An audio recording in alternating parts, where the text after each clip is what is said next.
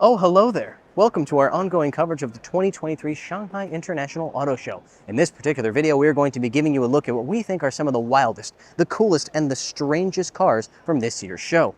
Let's get started. With hands-on test drives and reviews of exciting Chinese market vehicles, Wheelsboy is the #1 source for China auto insights. Be sure to check us out on Instagram and Facebook. Are you a middle-aged man that likes to cosplay as a member of Special Forces? Boy, do I have the EV for you, the M Hero 917.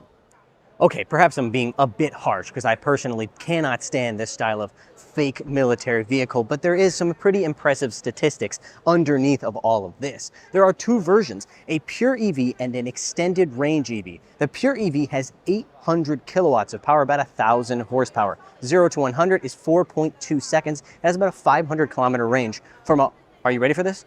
142 kilowatt hour battery. There's 6 piston Brembos underneath these front wheels and 4 piston Brembos out back. Speaking of the rear wheels, they have rear steer up to about 11.7 degrees as I recall. That should give it some pretty impressive maneuverability for a vehicle that measures almost 5 meters in length. If you thought the exterior design of this car was divisive, you cannot imagine what the inside looks like. Starting with what you just saw, the fact that the door handles look like actual handguns. Also, when you open the door, you hear this. I don't know about you, but to me, that sounds like a bullet entering the chamber of a gun. Oh, God. Anyways, let's look at some of the other things in here. The steering wheel, absolutely massive, like a school bus-sized steering wheel in front of a digital instrument cluster and a large center screen over here on the side. Physical buttons down here for obviously controlling your, looks like your locking differentials front and rear, even though this is an electric motor, so I don't know how that works. Either way, there are 2 separate kind of shift knobs here. You've got the actual transmission shifter on the left, and then on the right, you've got your different modes that you switch back and forth. Snow, mud, sand, rock, and wade, which I guess means for deep water. If I switch, you'll hear different sound for each of the modes. Material quality, this thing starts at about $85,000, peaks at around $100,000. That's considerably less than a Yangwang U8, to be fair. That car is at least $200,000 or so. But, and however, material quality, not too bad. Plenty of soft touch stuff here and HUD up front. Overall, the material quality I don't have a problem with. Let's put it that way. With a length of 5 meters, you would expect the back seat of the 917 to be pretty impressive, and indeed, it is in terms of space. Good legroom, definitely good headroom as well. Very boxy car, so that's not surprising.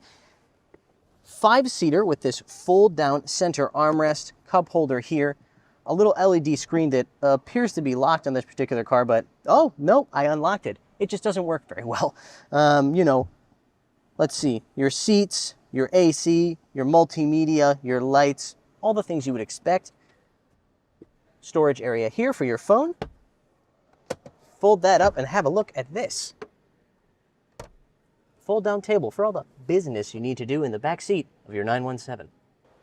While this thing on paper, at least when you first hear about it, might be considered a competitor for the Yangwang U8, it's not actually, in my opinion. This thing is priced between about $85,000 and $100,000 US dollars, which is considerably less than a Yangwang U8. It also doesn't have nearly the level of technology as the U8 either.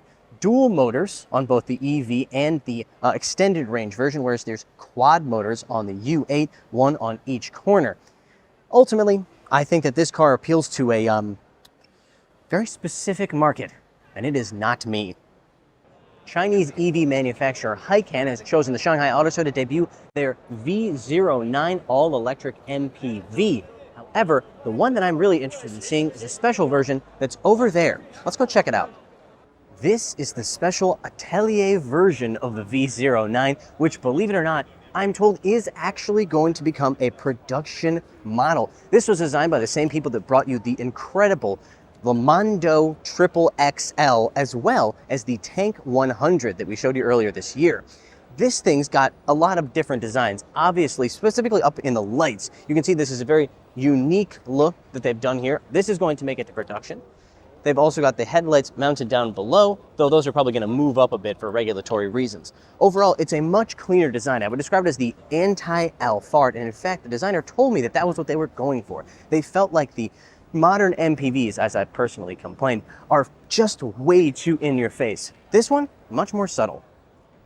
Taking a look on the side, you can see some of the other design cues that they've used specifically from off-roaders. Yes, those are Pirelli Scorpion all-terrain tires wrapped around turbofan style wheels. I absolutely love it. Turbofans are one of my favorite wheel designs. You also obviously have the blacked out paint for the bottom body trim, which makes the car feel a little bit lower to the ground. Let's take a look inside though, because there's a ton of interesting stuff in there.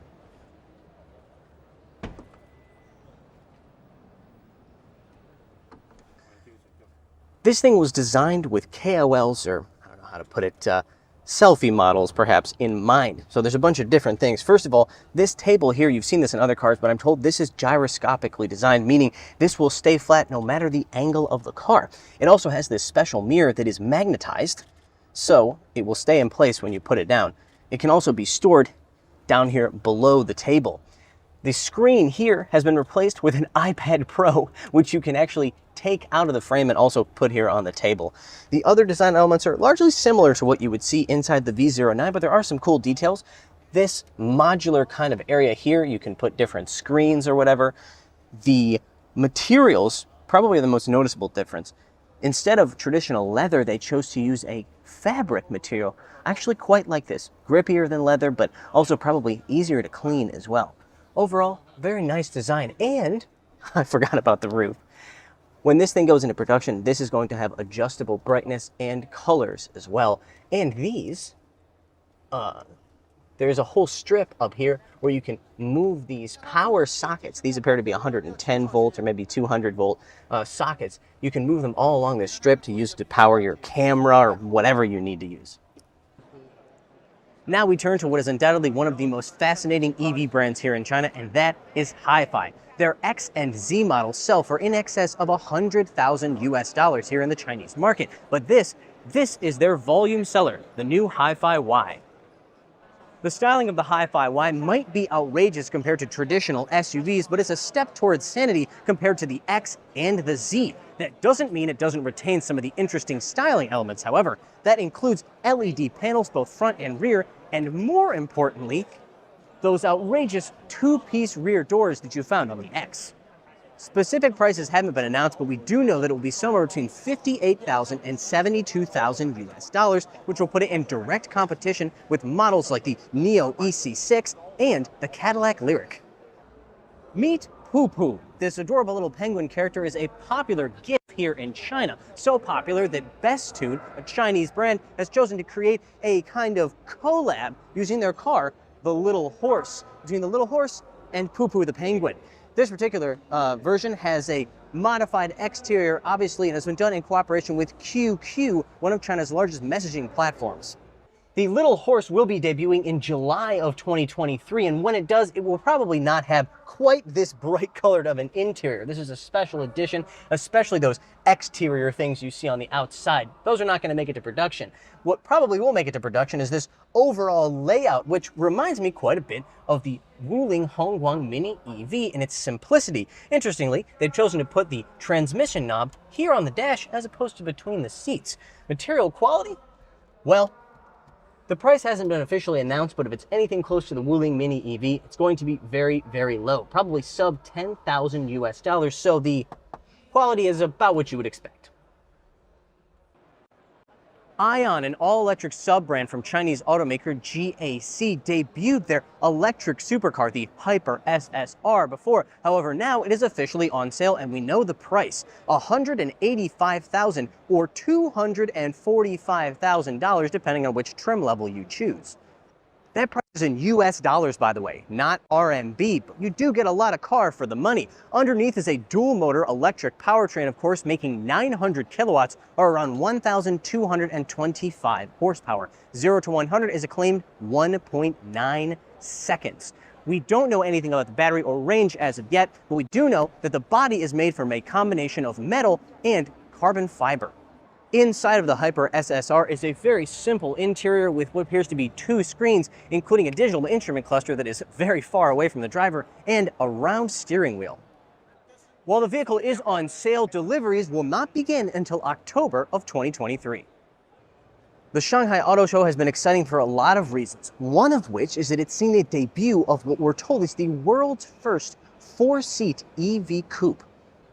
This car, the GT, is based on the same platform as the Neta S electric sedan, which, in my opinion at least, is one of the best looking EV sedans you can buy today. The GT is no slouch either, with classic sports car proportions that speak to its performance potential. It's only potential performance for now, but we can say for sure it should be quite fast. The all-wheel drive dual-motor version will have 340 kilowatts. The battery packs on the GT are tied to the powertrains, but they measure between 64 to 78 kilowatt hours. That's net, of course. For those looking for maximum range, you can get the 75 kilowatt hour battery mated to the rear-wheel drive only version that gets 660 kilometers of CLTC range. The interior of the Neta GT seems to be unique to this particular model, though it does share some things with the Neta S electric sedan.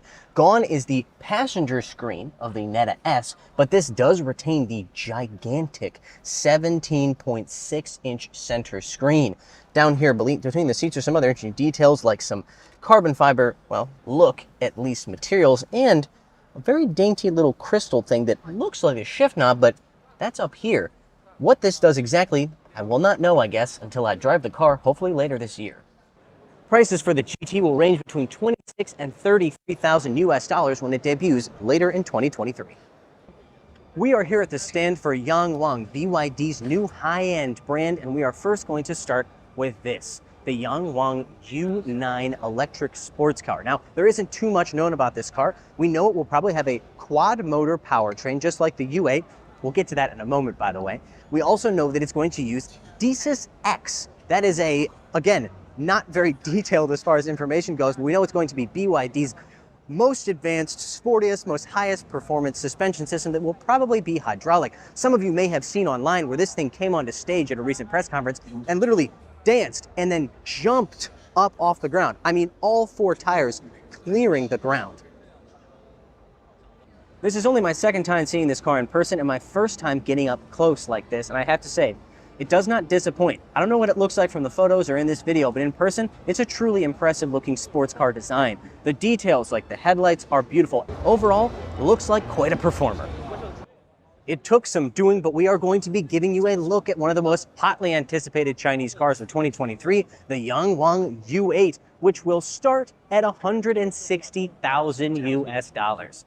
That's right, the launch edition of this vehicle, which will be coming later this year, is going to start at $160,000 USD. But there's good reason for that, because there's a lot of tech underneath this car. Let's talk about the exterior design first, though. It has an incredibly unique look with this wraparound, almost C-shaped LED cluster, daytime running light, and headlights that are integrated here. It screams expensive and high tech, if you ask me, especially the highly detailed grille here, which really flashes under the lights. And it's not just the front end design that looks imposing. The whole car is imposing because it's quite large, 5.3 meters in length. The whole dimensions are around the same size as a Defender 130. Now let's talk a little bit about that technology, because again, there's a lot of it. Starting with LiDAR units, you've got 3. One mounted above the windshield in the middle, flanked by clusters of cameras. And then on each side, you have another LiDAR unit, which brings me, conveniently, to this little logo, which indicates the fact that this is a quad-motor powertrain. Pure EV, of course, 4 motors, 1 on each corner for a total of 820 kilowatts, or around 1,100 horsepower. The claimed 0 to 100 kilometers per hour time, 3 seconds flat. This thing uses DCIS P, which is BYD's advanced hydraulic suspension system. It also has, of course, individual all-wheel drive, giving it some real capabilities off-road. It also has, of course, adjustable height, thanks to those hydraulic suspension, and the height can be adjusted based on what those cameras and LiDAR are reading on the road ahead. So if it's in certain modes and it detects an obstacle, say a large rock in the way, it will raise the suspension up to get out of the way. Now, unfortunately, we cannot open the door to show you the interior, but we can see it through the window. Now, this is the first time that this has been publicly viewed, and it is a very impressive and luxurious looking setup. Everything is covered in leather, as you can see. Lots of screens, including a very interesting center screen that actually has an empty space behind it where the other 2 screens kind of pass through. Overall, looks like a pretty comfortable place to sit. Now, some of you may have seen online that this car is able to do a tank turn, turning in place by combining its individual electric motors and its rear wheel steer. Some of you may also have seen this thing literally drive sideways onto the stage at its original press conference earlier this year. How did it do that? Well, it required some special tires like these. These tires are made up of individual rollers, so when it's going forward, it's actually going sideways. All right, that's gonna do it for today's video about the wildest cars here at the Shanghai Auto Show. Thank you so much for watching, and be sure to join us for our other videos, which are coming out, and also like, subscribe, and hit the bell.